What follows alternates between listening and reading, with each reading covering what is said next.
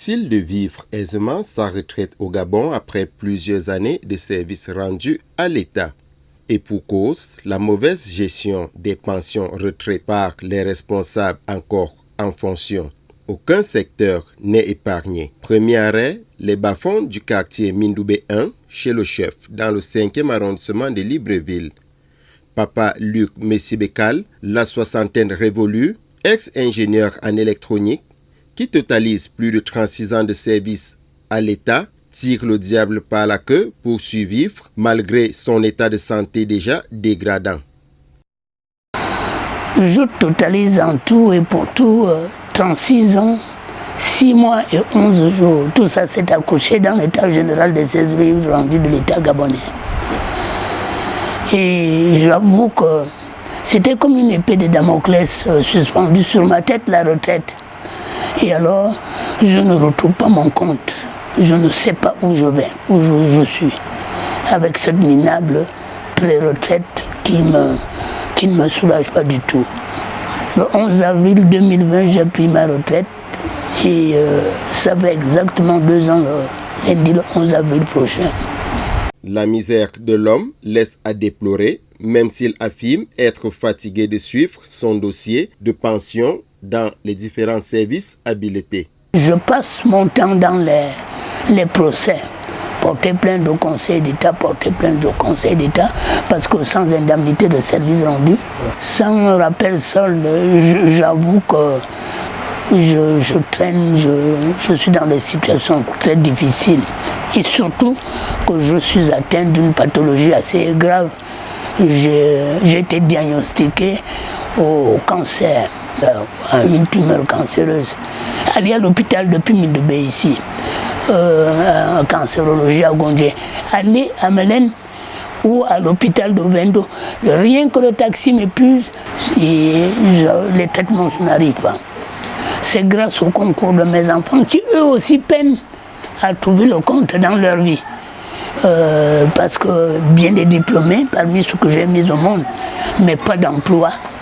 Et alors, ils s'efforcent de m'aider à me soutenir. Mais je ne peux pas demander plus qu'il n'en faut et qu'ils en ont. Sinon, c'est le calvaire, l'enfer. De toutes les façons, l'État ne paye pas. On vous demande de constituer le dossier, vous payez les frais 25 000 francs au Conseil d'État. Mais la réponse est claire, l'État ne paye pas. C'est qu'on passe beaucoup plus de temps à renflouer les caisses de l'État qu'à se faire payer. Ils prennent 25 000 francs de frais, mais nous n'avons rien en contrepartie. Ça dure, ça fait longtemps. J'ai commencé mes cours de procès depuis longtemps, jusqu'au jour d'aujourd'hui, pas un seul leur a dit. Toutefois, devant sa boîte de sardines qui lui sert de repas de midi, à côté de son lot de médicaments, le sexagénaire interpelle le couple présidentiel face à sa situation. À chaque moment que j'étais affecté, il était écrit dans la décision d'affectation, travail où besoin est. Ça veut dire que l'État avait besoin de moi. L'État avait besoin de ce retraité futur qui arrivera. Et dès lors qu'on institue dans les dispositions de l'État indemnité de service rendu, cela laisse supposer que ce retraité-là a servi à l'État et qu'il doit un traitement conséquent. Mais curieusement, quand on se retrouve retraité au jour d'aujourd'hui, c'est la misère, c'est l'enfer. L'État a abandonné son devoir régalien. J'interpelle d'ailleurs l'État ici à tenir compte des dispositions contenues dans la loi fondamentale à travers le statut général des fonctionnaires et le statut général de la fonction publique pour lui dire ce retraité que je suis aujourd'hui a été celui qui a travaillé pour le Gabon hier et qui a investi pour le Gabon. Et cet abandon sert à quoi? Abandonner quelqu'un au troisième âge et qui de surcroît est atteint de plusieurs pathologies. C'est un abandon que je voudrais rappeler à l'État ses obligations du devoir régalien. Ayant servi honnêtement l'État, je ne voudrais pas que mes demandes aillent dans le sens de commander. Je ne veux pas commander un service à l'État. je ne suis pas quelqu'un qui squatte à l'État. J'ai répondu à mes devoirs. L'État doit répondre à ses obligations. Et d'ailleurs, même quand on s'en va dans ces structures-là, c'est motus et bouche cousue, il n'y a personne qui vous produit quelque chose de positif. Alors, c'est cela la situation. Le retraité a 3 personnes. Le retraité a sa femme, le retraité a ses enfants, le retraité a toute une panoplie de gens qui sont derrière.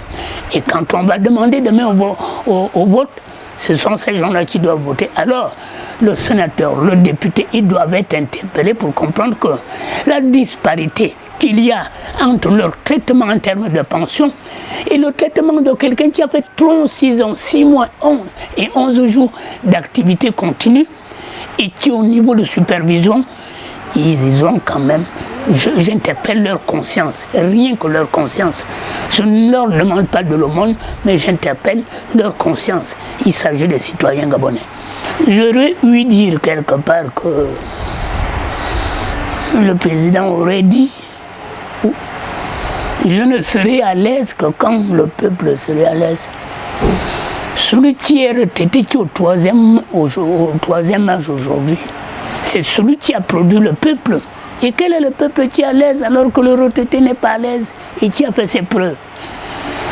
Ils doivent, le couple présidentiel, je les invite tout simplement à me suivre aujourd'hui et à comprendre qu'à travers le débat que nous engageons ce matin, il y a problème. Ils ne sont peut-être pas au courant, mais il y a problème là-bas. Et que ces problèmes doivent être naturellement traités. Parce que des fois, certains dirigeants ne sont pas au courant de ce qui se passe dans le traitement des affaires de l'État. Monsieur le Président, vous interpellez pour le versement de nos indemnités de services de rendu, pour le traitement de nos arrimages, l'arrimage et la revalorisation des pensions de retraite et tout ce qui s'ensuit, c'est de l'argent qui peut être disponible à l'État. Cet argent est nécessaire pour maintenir ces hommes du troisième âge qui n'ont maintenant que leurs pieds, qui ont déjà leurs pieds dans la tombe. Je vous interpelle, couple présidentiel, tout simplement pour prendre en compte ces gens-là, parmi lesquels moi.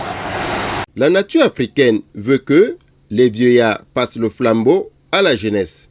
Et cet adage, Nguema Ondo le connaît très bien, mais s'interroge lui-même sur son avenir parce que chômeur sans emploi, résident chez ses parents, pourtant archiviste de formation.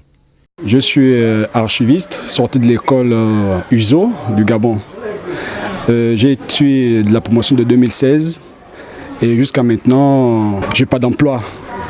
C'est très difficile. Nous sommes diplômés d'école, mais comme on dit chez nous, on tire le diable par la queue. Et aujourd'hui, avec ce qu'on voit sur les réseaux et sur les médias, de nos anciens, nos parents, nos pères, nos grands-pères, qui ont servi le pays pendant plus de 30 ans, 25 ans, et nous jeunes aujourd'hui, on se pose d'énormes questions. Et là encore, j'irai peut-être plus loin en disant que le rêve d'être fonctionnaire, le rêve de travailler au Gabon devient utopique. Ce qui fâche, il est de dire de chez nous que quand on a un certain âge, on prend le relais de la famille. Moi déjà étant aîné de ma famille, avec des petites soeurs et des petits frères, vivre dans ces conditions, je dirais que c'est la honte. C'est un débandal total. Lorsque tu n'arrives pas à assumer pleinement tes responsabilités d'aîné et tu n'arrives pas à assumer ton rôle de premier fils, ton rôle de futur papa. Déjà moi-même je suis père de famille. Payer la scolarité de ma fille, c'est pas la joie. Et encore, tout le temps aller me rebattre chez mon vieux père qui est déjà retraité, qui lui aussi qui tire vraiment le diable par la queue, 3 générations dans une maison. Il ne perçoit pas ses allocations, il n'y a rien. En fait, il n'y a rien. Depuis qu'il est en retraite, on conjugue le même verbe. C'est dur. Gabon, qu'as-tu fait de tes retraités? Ces hommes et femmes qui ont rendu de brillants services à la nation, à l'instar de Maman Wora, retraitée, rencontrée aux sorties de l'hôpital, le constat est alarmant. Je reviens de l'hôpital, je suis malade, je souffre du diabète. J'ai travaillé pendant 34 ans et 6 mois. Je suis parti à la retraite depuis 2016. Mais aujourd'hui, nous sommes toujours à la pré-pension. On n'arrive pas à acheter les médicaments. Les médicaments sont chers, très chers. Alors je reviens de l'hôpital, même pour m'acheter des médicaments, je n'en peux pas. Je ne peux pas payer les médicaments. On a des enfants qui ont eu des diplômes, mais qui n'ont pas de travail. Parce qu'aujourd'hui, pour avoir le travail ici au Gabon, il faut avoir un parent. Il faut avoir une connaissance. Nous, on n'a pas de connaissance. Et j'ai un enfant qui est en Tunisie, qui est bloqué en Tunisie parce qu'il n'a pas de bourse. Et je n'ai pas de pension. Il est bloqué là-bas, il n'arrive pas à rentrer. Parce que je n'ai pas d'argent pour payer le billet. Je demande au président, parce que nous sommes de la même génération. Il est en retraite comme nous. Il est malade aussi comme nous. Il ressent ce que c'est la maladie. Lui, il est bien parce qu'il est le président de la République, il a les moyens par-ci par-là, mais nous n'en avons pas. Donc je demande au président de la République de ne pas nous abattre. Parce que depuis qu'on crie, ça fait 6 ans. Parce que normalement c'est 7 ans. Il y a ceux qui sont partis en 2015. Depuis qu'on crie, on appelle le président, il n'est jamais là. Il ne vient même pas s'occuper de nos problèmes de retraités. Moi, je demande au président d'essayer de voir le problème des retraités. Parce que beaucoup sont en train de mourir. Chaque mois, il y a des retraités qui meurent parce qu'ils n'ont pas d'argent pour payer les médicaments. Il y a d'autres qui vont louer les maisons, qui ne peuvent pas payer les maisons. Ils vont louer des cabanes qui les tuent avec les pluies. Donc vraiment, je demande la faveur du président pour qu'il vienne en aide au problème des retraités. Parce qu'il n'y a que lui seul qui peut décanter le problème des retraités. Nous avons besoin vraiment de lui. Le chef de l'État est également interpellé par cette dernière, visiblement très abattu par le calvaire que vivent les retraités au Gabon. Vraiment, je demande au président, parce qu'on est fatigué. Vu ma situation aujourd'hui, je suis retraité et je vis dans la pré-pension.